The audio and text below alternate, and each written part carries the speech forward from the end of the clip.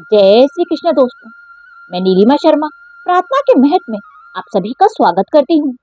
आज के हमारे इस वीडियो में मैं आपके लिए रमा एकादशी की व्रत कथा लेकर आई हूँ। अगर आपको ये वीडियो पसंद आए तो नीचे कमेंट बॉक्स में जय श्री कृष्ण अवश्य लिखें। तो आइए सुनते हैं रमा एकादशी की कहानी। एक समय युधिष्ठिर महाराज ने भगवान श्री कृष्ण से प्रश्न किया, हे केशव, कार्तिक मास के कृष्ण पक्ष में आने वाली एकादशी का क्या नाम है और उसका क्या महात्म्य है? कृपया करके मुझे विस्तार से बताएं। इसके उत्तर में परम भगवान श्री कृष्ण कहते हैं, हे जनार्दन, कार्तिक मास के कृष्ण पक्ष के महीने में जो एकादशी आती है उसका नाम रमा एकादशी है। यह एकादशी अत्यंत मंगलमय और समस्त पापों का नाश करने वाली है। और इस एकादशी की पौराणिक कथा इस प्रकार से है। अनेक वर्षों पूर्व भारतवर्ष में मुचुकुंद नामक एक राजा थे जो कि अत्यंत शक्तिशाली और इंद्र, वरुण, विभीषण, यमराज इत्यादि के मित्र थे। इसके साथ ही वह परम भगवान श्री कृष्ण के शुद्ध भक्त भी थे। समस्त वैदिक नियमों का पालन करते हुए वह हमेशा भगवान की सेवा में संलग्न रहते थे और यही कारण था कि उनके राज्य में सुख, समृद्धि और शांति का वास था। राजा मुचुकुंद की एक पुत्री थी जिसका नाम था चंद्रभागा, जिसका विवाह चंद्रसेन के पुत्र शोभना से हुआ था। एक दिन चंद्रभागा अपने पति शोभना के साथ अपने पिता के घर आई हुई थी। कुछ दिनों में एकादशी तिथि आने वाली थी और यह सोचकर चंद्रभागा अत्यंत चिंतित थी, क्योंकि वह जानती थी कि उसके पिता मुचुकुंद के राज्य में प्रत्येक व्यक्ति एकादशी व्रत का दृढ़ता पूर्वक पालन करता था, लेकिन उसके पति शोभना शारीरिक रूप से अशक्त थे। उनके लिए एकादशी में संपूर्ण उपवास का पालन असंभव था। यही सोचते हुए उसने अपने पति शोभना से कहा, हे पतिदेव, मेरे पिता के राज्य में एकादशी का इतनी कठोरता से पालन किया जाता है कि उस दिन घोड़े हाथियों को भी अन्न जल नहीं दिया जाता। ऐसी स्थिति में आप यहाँ कैसे रह पाएंगे, क्योंकि आपके लिए अन्न और जल का त्याग करके संपूर्ण दिन और रात्रि का निकालना असंभव है। इसलिए कृपया करके आप यहाँ से चले जाइए अथवा कोई और उपाय सोचिए जिससे कि हम इस संकट से बच सकें। चंद्रभागा की बात सुनकर शोभना ने कहा, हे प्रिय, मैंने निर्णय ले लिया है कि परम भगवान श्री हरि की इस एकादशी तिथि का मैं अनादर नहीं कर सकता। इसलिए मैं यथाशक्ति इसका पालन करूंगा और बाकी भगवान की जैसी इच्छा।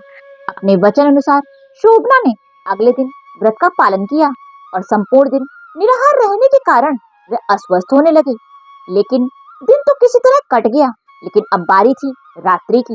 रात्रि में सभी लोग हरि कथा करके जागरण और कीर्तन कर रहे थे, लेकिन शोभना के लिए यह समय काल रात्रि साबित हुआ। आखिरकार उसके शरीर ने जवाब दे दिया और द्वादशी का सूर्य उदय होते ही उसकी मृत्यु हो गई।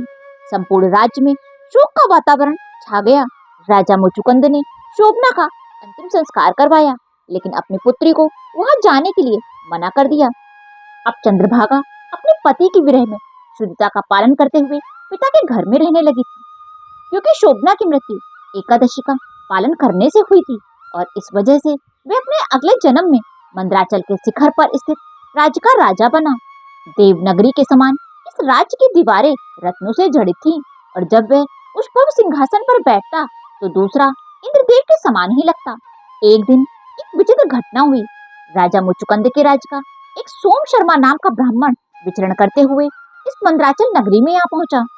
यहाँ पर उसने सिंहासन पर बैठे हुए राजा को देखा तो उसे लगा कि यह तो राजकुमारी चंद्रभागा का पति शोभना है। यह सोचकर वह धीरे धीरे राजा के पास जाने लगा।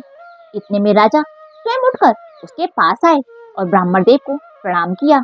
ब्राह्मण को और अधिक आश्चर्य तब हुआ जब राजा ने अपने ससुर मुचुकुंद और अपनी पत्नी चंद्रभागा के विषय में उस ब्राह्मण से पूछा। ब्राह्मण ने उन दोनों के कुशल समाचार कह सुनाए, लेकिन उसके मन में एक जिज्ञासा थी कि जिस शोभना का अंतिम संस्कार हो चुका था वह यहाँ कैसे आए।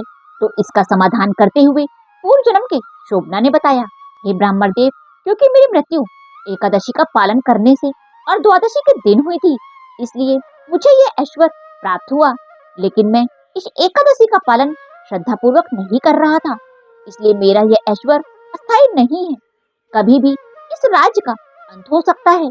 इसे स्थायी करने का केवल एक उपाय है। यदि आप मेरी पत्नी को इस स्थान और मेरे विषय में बताएंगे तो वह अवश्य इसे स्थायी करने का कोई उपाय ढूंढ सकती है। राजा की बात सुनकर ब्राह्मण अविलंब राजा मुचुकुंद के महल में गया।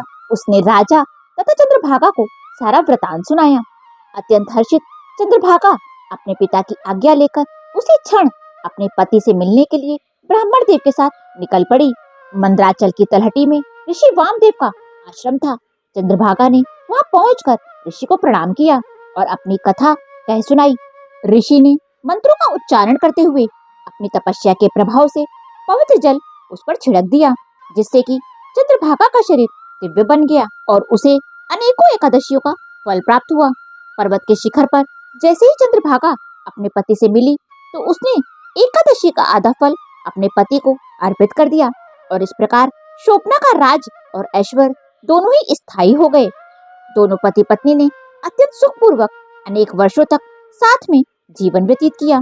कथा का समापन करते हुए भगवान श्री कृष्ण ने युधिष्ठिर महाराज से कहा, हे राजन, जो व्यक्ति कृष्ण और शुक्ल पक्ष दोनों एकादशी का पालन करता है वह ब्रह्म हत्या जैसे पाप से मुक्त हो जाता है और परम आध्यात्मिक गति प्राप्त करता है। बोलो श्री कृष्ण भगवान की जय।